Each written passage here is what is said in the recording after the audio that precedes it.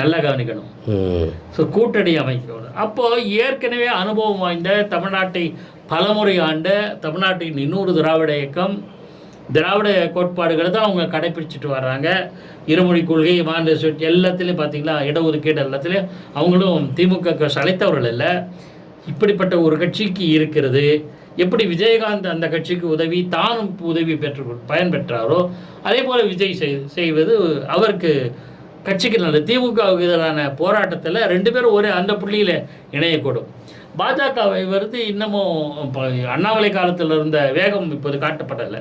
அதனால் அவங்களுக்கு எந்த அளவுக்கு பங்களிப்பு செலுத்த முடியதில்லை. ஆனால் அவர்கள் அதிமுகவோடு பாஜக கூட்டணி அமைத்திருக்கிறது, தேசிய ஜனநாயக கூட்டணியாக இருக்கிறது. அதை நான் அதை புறந்தள்ளலை. ஆனால் இந்த வகையில் பார்க்கும்போது அதிமுகவுக்கான அதுவும் பொதுச் செயலாளராக இருக்கிற எடப்பாடி பழனிசாமிக்கான வரவேற்பு கிராஃப் ஏறிட்டு இருக்கு.